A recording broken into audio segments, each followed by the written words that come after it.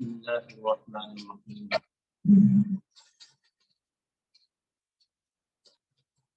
وبه نستعين. أما بعد فقد قال رسول الله صلى الله عليه وسلم: لا عدوى ولا طيرة ولا هامة فر من المجذوم كما تفر من الأسد. رواه البخاری. محترم ناظرین، آج آپ حضرات کے سامنے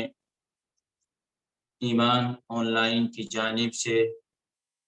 رمضان المبارک کے اختتام پر یہ ایک مختصر سا پروگرام رکھا گیا ہے، جس میں آپ حضرات کے سامنے چند باتیں آج پوری دنیا جس بیماری، جس وبا کا شکار ہے، جس کو ہم آپ کورونا وائرس کے نام سے جانتے ہیں، کووڈ-19 کورونا وائرس کی یہ بیماری جو آج پوری دنیا میں عمومی طور پر پھیلی ہوئی ہے، اس بیماری کے تعلق سے لوگوں کے درمیان مختلف قسم کے عقائد و نظریات بنے ہوئے ہیں۔ بہت سے لوگ اس بیماری کو باطل طاقتوں کی ایک پلاننگ سمجھ رہے ہیں، اسی طرح بہت سے لوگ اس کو ایک افواہ اور ایک جھوٹی خبر کے طور پر اس بیماری کو سمجھ رہے ہیں۔ لیکن حقیقت بات یہ ہے کہ یقیناً یہ بیماری اللہ تبارک و تعالی کی جانب سے اس وقت میں پوری امت کے اوپر مسلط ہے، اور امت کا ایک بڑا طبقہ اس وقت میں اس بیماری کا شکار ہے۔ لیکن اس کے باوجود بہت سی چیزیں اس بیماری کے تعلق سے ایسی ہیں کہ اس بیماری کی حقیقت کو جان لینے کے بعد بھی ہم ان چیزوں کو سمجھ نہیں پا رہے، ان چیزوں کی حقیقت سے ہم لوگ ابھی تک واقف نہیں ہیں۔ دیکھیے، اللہ تبارک و تعالی کوئی بھی بیماری کسی امت پر، کسی قوم پر جب بھی بھیجتے ہیں تو وہ در حقیقت اللہ تبارک و تعالی کی جانب سے لوگوں کو متنبہ کرنے کا اور سمجھانے کا، اور اس غفلت اور لاپرواہی کے اندر تمام لوگوں کی زندگی گزر رہی ہے، اس سے توبہ کرنے کا، اس نافرمانی اور اللہ تعالیٰ کی حکم عدولی والی زندگی کو چھوڑنے کا پیغام اس وبا کے اندر، اس عمومی بیماری کے اندر اللہ تبارک و تعالیٰ کی جانب سے ہوا کرتا ہے۔ تو ٹھیک اسی طرح آج کی جو یہ وبا کورونا وائرس کے نام سے پھیلی ہوئی ہے، یہ بھی در حقیقت ہم ایمان والوں کے لیے اور تمام امت کے لیے اس پیغام کو لے کر کے آئی ہے کہ اللہ تبارک و تعالیٰ کی کھلے عام، برسر عام جو نافرمانی اور اللہ تبارک و تعالیٰ کی اطاعت نہیں کی جا رہی ہے، اس کو ختم کیا جائے اور اللہ تعالیٰ کی اطاعت و فرما برداری اختیار کی جائے۔ اب ایک بات جو حدیث میں نے آپ حضرات کے سامنے ابھی پڑھی ہے، اس حدیث کے اندر اللہ کے نبی صلی اللہ تعالی علیہ وسلم نے ایک بڑی قیمتی بات بیان فرمائی۔ آپ نے فرمایا: لا عدوى ولا طیرۃ ولا حامۃ۔ لا عدوى کہ کوئی بیماری بذات خود متعدی نہیں ہوتی، یعنی اللہ کے نبی صلی اللہ تعالی علیہ وسلم نے اس مختصر سے ایک لفظ کے اندر اس بات کو بالکل واضح کر دیا کہ ایک شخص کی بیماری کسی دوسرے انسان کو نہیں لگتی، بلکہ اور حدیث کے آخری ٹکڑے میں اللہ کے نبی صلی اللہ تعالی علیہ وسلم نے ایک دوسرا جملہ فر من المجزوم فرارک من الاسد، کہ تم مجزوم اس شخص کو کہتے ہیں جس کو کوڑ کی بیماری ہو، اس کے بارے میں اللہ کے نبی صلی اللہ تعالی علیہ وسلم نے فرمایا تم اس کوڑی سے مجزوم سے اس طرح بھاگو جیسا کہ تم شیر کو دیکھ کر کے بھاگتے ہو۔ اب دیکھیے، ہمیں غور یہاں پر یہ کرنا ہے کہ حدیث کے پہلے جملے میں اللہ کے نبی صلی اللہ تعالی علیہ وسلم یہ فرما رہے ہیں کہ کوئی بیماری کسی دوسرے کو نہیں لگتی، کسی کی بیماری کسی دوسرے انسان کو لگ جائے، اسلام اس بات کو فالو نہیں کرتا، اس بات کی اجازت ہم لوگوں کو نہیں دیتا کہ ہم یہ عقیدہ اور یہ نظریہ بنا لیں کہ اگر ہم کسی بیمار شخص کے پاس میں جائیں گے تو اس کی بیماری یا اس کا جو وائرس ہے وہ ہم کو لگ جائے گا۔ اس کی اسلام ہم لوگوں کو قطعا اجازت نہیں دیتا۔ لا عدوہ سے اللہ کے نبی صلی اللہ تعالی علیہ وسلم نے اسی بات کو فوکس کیا ہے اور اسی بات پر توجہ دلائی ہے۔ حدیث کا جو آخری ٹکڑا اللہ کے نبی صلی اللہ تعالی علیہ وسلم نے ارشاد فرمایا، اس میں آپ نے ان لوگوں کے لیے جو لوگ عقائد کے اعتبار سے کمزور ہیں اور جن کے ایمان کے اندر، جن کے عقیدے کے اندر، نظریے کے اندر وہ پختگی نہیں ہے جو ایک کامل اور مکمل مومن کے اندر ہونی چاہیے، تو اللہ کے نبی صلی اللہ تعالی علیہ وسلم نے ان لوگوں کے لیے آخری جملے میں ایک ہدایت فرمائی کہ دیکھیے، اگر کسی شخص کو کوڑ کی بیماری ہو، جذام کی کسی شخص کو بیماری ہو، تو تم اس سے اس طرح بھاگو جیسا کہ تم شیر سے بھاگتے ہو،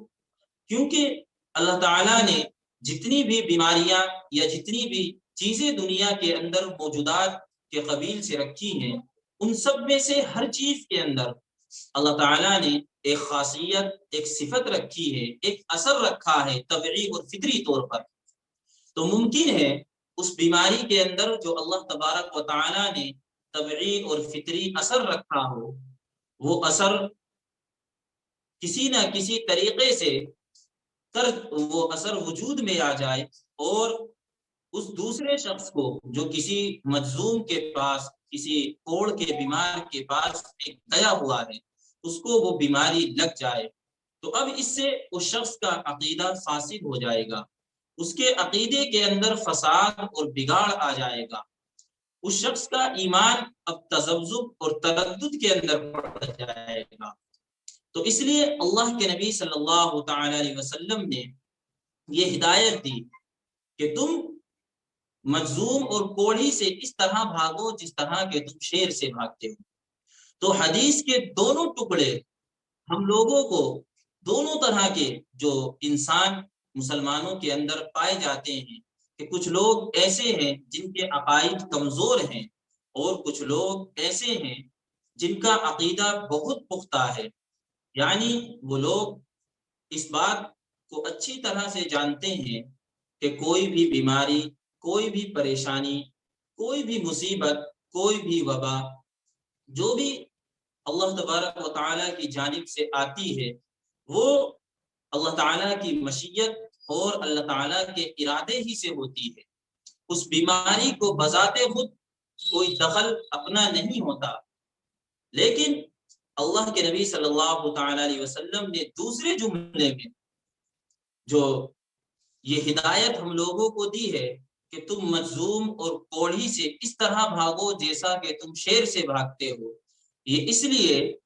کہ تاکہ ہم لوگوں کا عقیدہ کہیں خراب نہ ہو جائے۔ اس کے علاوہ اور بھی بہت سی روایتیں، بہت سی احادیث کتب احادیث کے اندر موجود ہیں جن میں اللہ کے نبی صلی اللہ تعالی علیہ وسلم نے اس بات پر مکمل توجہ دلائی ہے اور پورا فوکس اس بات پر کیا ہے کہ دیکھیے، کوئی بیماری کسی انسان کو کسی کے پاس جانے سے، کسی مریض کی عیادت کرنے سے نہیں لگ سکتی، آپ دیکھیے اللہ کے نبی صلی اللہ تعالی علیہ وسلم کی روایت موجود ہے، آپ نے ایک مجذوم جس شخص کو کوڑ کی بیماری تھی، اللہ کے نبی نے اس شخص کا ہاتھ پکڑا اور اس کا ہاتھ پکڑ کر جو کھانے کی پلیٹ ہوتی ہے، بڑا طباق ہوتا ہے، اس کے اندر آپ صلی اللہ تعالی علیہ وسلم نے اس کے ہاتھ کو رکھا اور کہا کل ثقتم باللہ وتوکلا علیہ، کہ تو اللہ تعالیٰ پر بھروسہ اور اللہ تعالیٰ پر توکل کرتے ہوئے کھا۔ ایسے ہی ایک روایت کے اندر اللہ کے نبی صلی اللہ تعالی علیہ وسلم نے جب یہ جملہ ارشاد فرمایا کہ لا عدوا ولا طیرۃ ولا حامل، تو ایک دیہاتی شخص کھڑا ہوا اور اس نے آپ صلی اللہ تعالی علیہ وسلم سے یہ عرض کیا، اے اللہ کے رسول، ہم دیکھتے ہیں کہ ایک شخص، ایک اونٹ ہے جو ایک ایسے اونٹوں کے باڑے کے اندر ایک اونٹ ہے جس کو خارش کی بیماری لاحق ہے، مجروب اونٹ ہے، اور دوسرے بہت سے اونٹ ایسے ہیں کہ جن کو کوئی بیماری نہیں ہے، لیکن وہ اونٹ جب ان صحیح سالم اونٹوں کے درمیان میں جاتا ہے تو وہ ان کو بھی خارش زدہ اور ان کو بھی مجروب کر دیتا ہے، بیمار کر دیتا ہے، اس کی بیماری ان کو بھی لاحق ہو جاتی ہے۔ تو اب اس دیہاتی شخص کا سوال بڑا عجیب تھا، لیکن اللہ کے نبی صلی اللہ تعالی علیہ وسلم نے اس کو جواب دیا کہ بھائی آپ یہ بتلائیں کہ اگر اس پہلے اونٹ کی وجہ سے ان دوسرے تمام اونٹوں کو بیماری لگی ہے تو پھر اس پہلے اونٹ کو بیماری کہاں سے لگی؟ فمن اجرب الاول، اللہ کے نبی صلی اللہ تعالی علیہ وسلم نے یہ جملہ ارشاد فرمایا کہ پہلے کو خارش زدہ کس نے کیا ہے، پہلے کو بیماری کس نے دی ہے؟ واضح سی بات ہے کہ پہلے اونٹ کو جو بیماری لگی ہے وہ یقیناً اللہ تعالیٰ کی مشیت سے، اللہ تعالیٰ کے حکم اور اللہ تعالیٰ کے فیصلے ہی سے لگی ہے۔ تو در حقیقت اللہ کے نبی صلی اللہ تعالی علیہ وسلم اس نظریے کو، اس کمزور عقیدے کو لوگوں کے درمیان سے، مسلمانوں کے درمیان سے ختم کرنا چاہتے ہیں کہ لوگ اس کمزور، اس بودے عقیدے کے اندر مبتلا رہیں کہ اگر ہم کسی بیمار شخص کی عیادت کے لیے اس کے پاس میں جائیں گے تو اس کی بیماری ہمیں لگ جائے گی۔ آج بہت سے لوگوں کو اس کمزور عقیدے کے اندر مبتلا، اس وبائی امراض مرض کے دور میں دیکھا جا رہا ہے۔ بہت سے لوگ، بہت سے ہماری امت کے جن افراد کو یہ بیماری لاحق ہو جاتی ہے اور وہ پریشانی کا سامنا کر رہے ہوتے ہیں، تو ہم لوگ ان لوگوں کی عیادت کے لیے، ان کی مزاج پرسی کے لیے نہیں جاتے، حالانکہ بیمار کی عیادت کرنا ایک مستقل عبادت ہے اور اجر عظیم کا باعث اللہ کے نبی صلی اللہ تعالی علیہ وسلم نے بیمار کی عیادت کو قرار دیا ہے کہ بیمار کی عیادت کرنے پر اللہ تبارک و تعالی بندے کو اجر عظیم عطا فرماتے ہیں۔ تو دیکھیے ہم لوگ اس کمزور عقیدے کے اندر بالکل بھی مبتلا نہ ہوں، کیونکہ جب اللہ کے نبی صلی اللہ تعالی علیہ وسلم نے یہ بات فرما دی کہ لا عدوا، کسی ایک شخص کی بیماری اس سے نکل کر کے کسی دوسرے شخص کو لگ جائے، ایسا اسلام کے اندر نہیں ہے۔ اور رہا اسباب اختیار کرنے کا معاملہ، یعنی حکومت کی جانب سے جو احتیاطی تدابیر ہیں کہ آپ ماسک کا استعمال کریں، آپ اپنے ہاتھوں کو وقتاً فوقتاً سینیٹائز کرتے رہیں، یا اسی طرح آپ لوگوں سے کچھ دوری بنائے رکھیں، زیادہ اختلاط لوگوں کے ساتھ میں نہ رکھیں، اور بھی بہت سی ہدایات جو WHO کی جانب سے اور اطباء کی جانب سے، ڈاکٹر حضرات کی جانب سے، حکومت کی جانب سے ہم لوگوں کو دی جا رہی ہیں، ان اسباب پر عمل کرنا اور ان اسباب کو اختیار کرنا۔ تو آپ ان اسباب کے تعلق سے اس بات کو بالکل اپنے ذہن میں رکھیں کہ ان اسباب کو اگر ہم اپناتے ہیں، اختیار کرتے ہیں، تو یہ چیز ہمارے توکل اور بھروسے کے اندر یا اسی طرح ہمارے ایمان کے اندر، ہمارے عقیدے اور نظریے کے اندر کسی طرح کی کوئی کمزوری پیدا نہیں کرتی، کیونکہ یہ دنیا اللہ تبارک و تعالی نے اسی طرح بنائی ہے کہ دنیا کو ہم لوگ دار الاسباب کہتے ہیں، کہ یہاں پر کسی بھی کام کو کرنے کے لیے اس کے ظاہری سبب کو اختیار کرنا پڑے گا۔ اگر ہمیں کھانا کھانا ہے تو اس کے لیے صرف یہ بات کافی نہیں ہوگی کہ ہم وضو کر کے 2 رکعت نفل پڑھ کر کے اللہ تبارک و تعالی سے دعا کرنے لگ جائیں کہ اللہ تو مجھے کھانا کھلا دے، کھانے کو میرے منہ تک پہنچا دے۔ ایسا اس دنیا کے اندر نہیں ہو سکتا، اس لیے کہ ہمیں سبب اختیار کرنا ہوگا، ہمیں لقمہ بھی بنانا ہوگا اور اس پر روٹی کے ساتھ میں سالن کو بھی ملانا ہوگا اور اس کو اپنے منہ تک پہنچا کر چبانا بھی ہوگا اور چبا کر کے اس کو اپنے پیٹ تک پہنچانا بھی ہوگا۔ کیوں؟ اس لیے کہ آپ حضرات جانتے ہیں یہ دنیا دار الاسباب ہے، سبب کو یہاں پر بہت بڑا دخل ہے۔ تو اس لیے جو حکومت کی جانب سے اور اطباء ڈاکٹر حضرات کی جانب سے جو ہدایات ہیں ان پر عمل کر لینا، اس سے ہمارے ایمان کے اندر ذرہ برابر بھی کوئی فرق نہیں آئے گا۔ اسی طرح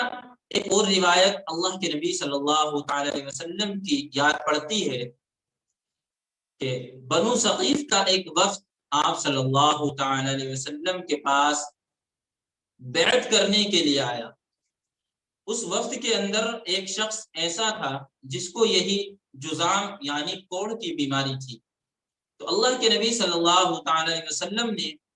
دیگر حضرات کے ہاتھ پر بیعت کی، دیگر حضرات سے ان کا ہاتھ لے کر کے، ہاتھ پکڑ کر کے بیعت کی، اور یہ جو مجذوم شخص تھا، کوڑھی شخص تھا، اس سے اللہ کے نبی صلی اللہ تعالی علیہ وسلم نے اس کے پاس یہ پیغام بھجوا دیا کہ اس سے کہہ دو کہ ٹھیک ہے ہم نے اس سے بیعت کر لی، انا قد بایعناک فرجع، ہم نے تجھ سے بیعت کر لی، تو واپس لوٹ جا۔ تو اس حدیث میں بھی اللہ کے نبی صلی اللہ تعالی علیہ وسلم نے در حقیقت انہی لوگوں کو ایک رخصت دی ہے اور اجازت دی ہے کہ جو لوگ توکل کے اور بھروسے کے اعلیٰ مقام پر اور اعلیٰ درجے پر فائز نہیں ہے کہ وہ لوگ اسباب کی رعایت کریں۔ کہیں ایسا نہ ہو کہ ان کو بیماری تو اللہ تعالیٰ کے حکم اور اللہ تعالیٰ کے فیصلے سے لگے، لیکن وہ لوگ یہ سمجھ بیٹھے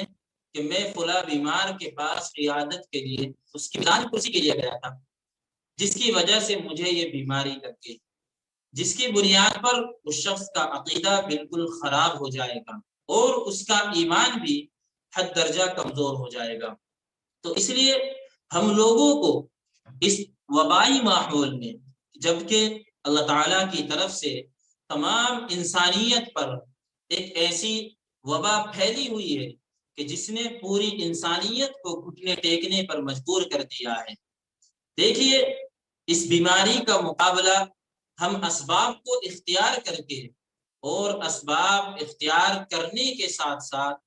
ہم اللہ تبارک و تعالیٰ کے سامنے گریہ وزاری کر کے اور اپنے گناہوں سے توبہ کر کے یقیناً ہم اس بیماری کا مقابلہ کر سکتے ہیں۔ اگر ہم نے ایسا نہیں کیا، اسباب کو ہم لوگوں نے نہیں اپنایا اور جو گناہ، جو نافرمانیاں، جو معصیتیں ہم لوگوں کی زندگی کے اندر چل رہی ہیں،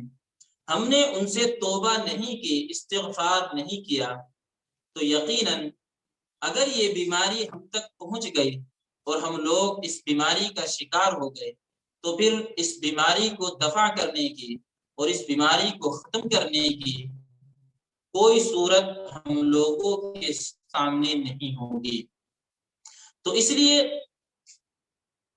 قبل از وقت، یعنی ہمارے سامنے وہ وقت آئے کہ جس طرح سے ہمارے اعزاء اور اقربا، ہمارے پڑوسی حضرات اس بیماری کا دن بدن شکار ہوتے جا رہے ہیں، تو ممکن ہے کہیں کل یہ بیماری ہم تک نہ پہنچ جائے، تو ہم اس سے پہلے ہی اللہ تبارک و تعالیٰ کے حضور توبہ اور استغفار کریں۔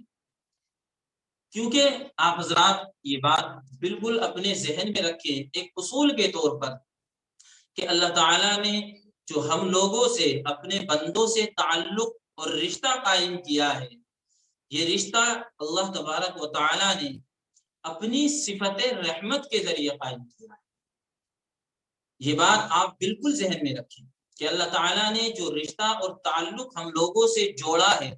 وہ صفت رحمت کے ذریعے جوڑا ہے، اپنی صفت غضب کے ذریعے اللہ تعالیٰ نے ہم لوگوں سے تعلق نہیں جوڑا۔ تو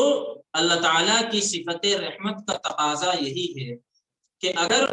بندے اللہ تعالیٰ کی نافرمانی کے اندر عمومی طور پر مبتلا ہو جائیں تو ان کو متنبہ کرنے والی کوئی بیماری، کوئی مصیبت، کوئی پریشانی اللہ تبارک و تعالیٰ کی جانب سے بھیجی جائے، تو یہ بیماری بھی در حقیقت اللہ تبارک و تعالیٰ کی جو صفت رحمت ہے اسی کا ایک حصہ ہوتی ہے کہ اللہ تعالیٰ یہ نہیں چاہتے کہ جس نافرمانی کے اندر، جس حکم عدولی کے اندر میرے بندے اس وقت میں عام طور پر مبتلا ہیں وہ مسلسل اسی حالت میں رہیں، بلکہ اللہ تعالیٰ کسی نہ کسی بہانے سے کوئی نہ کوئی حیلہ کر کے اللہ تعالیٰ بندوں کو اپنی طرف لانا چاہتے ہیں اور اپنا بنانا چاہتے ہیں۔ تو اس لیے ہم لوگوں کو یہ چاہیے کہ اس وقت میں ہم لوگ اللہ تبارک و تعالیٰ کے حضور توبہ اور استغفار کریں، اور جو لوگ اس بیماری کا شکار ہیں اور ابھی تک دنیا کے اندر حیات ہیں، ہم سب مل کر کے ان لوگوں کے لیے یہ دعا کریں کہ اللہ تعالیٰ ان سب کو شفائے کاملہ عاجلہ عطا فرمائے، اور جس طرح سے ہم اور دوسرے لوگ اس بیماری سے بچے ہوئے ہیں اسی طرح اللہ تعالیٰ پوری امت کی اس بیماری سے، اس وبا سے حفاظت فرمائے، اور اس وبا کو، اس بیماری کو اللہ تبارک و تعالیٰ ہمیشہ ہمیش کے لیے اٹھا لے۔ تو ہم بھی اور آپ بھی مل کر کے اللہ تبارک و تعالیٰ کے حضور یہ دعا کریں گے، اور رمضان المبارک کا مبارک اور مقدس مہینہ یہ اختتام پذیر ہونے کو ہے، جس مہینے کے اندر اللہ تعالیٰ کی صفت رحمت اور اللہ تعالیٰ کی مغفرت بندوں سے بہت ہی زیادہ قریب ہوتی ہے۔ تو اس مہینے کے اندر اگر ہم اللہ تعالیٰ سے دعا کریں گے، استغفار کریں گے، تو یقیناً یہ دعا اور استغفار دیگر مہینوں کے مقابلے میں بہت زیادہ مؤثر ہوگا۔ تو اس لیے سبھی حضرات اس بیماری کے تعلق سے اپنا یہ عقیدہ پختہ رکھیں کہ بذات خود یہ بیماری یا کسی مریض کی عیادت کرنے سے کسی کو نہیں لگے گی۔ رہا مسئلہ اسباب کو اپنانے کا اور اختیار کرنے کا، تو وہ اس دنیا کا ایک اٹوٹ حصہ ہے، اس کے بغیر ہم لوگ اس دنیا کے اندر ایک قدم بھی نہیں چل سکتے۔ تو اسباب بھی ہم لوگوں کو اپنانے ہیں، اختیار کرنے ہیں، اور اپنے عقیدے اور ایمان کو بھی مضبوط اور پختہ رکھنا ہے، اس کے اندر بھی کوئی تردد اور کوئی کمزوری نہیں آنے دینی۔ اللہ تعالیٰ ہم سب کے ایمان کی، ہم لوگ سب کے عقیدے کی حفاظت فرمائے، اور اس بیماری کو اللہ تعالیٰ ختم فرمائے۔ جو لوگ اس بیماری کے اندر مبتلا ہیں اللہ تعالیٰ ان سب کو شفائے عاجلہ مستمرہ دائمہ عطا فرمائے۔ وآخر دعوانا الحمد للہ رب العالمین۔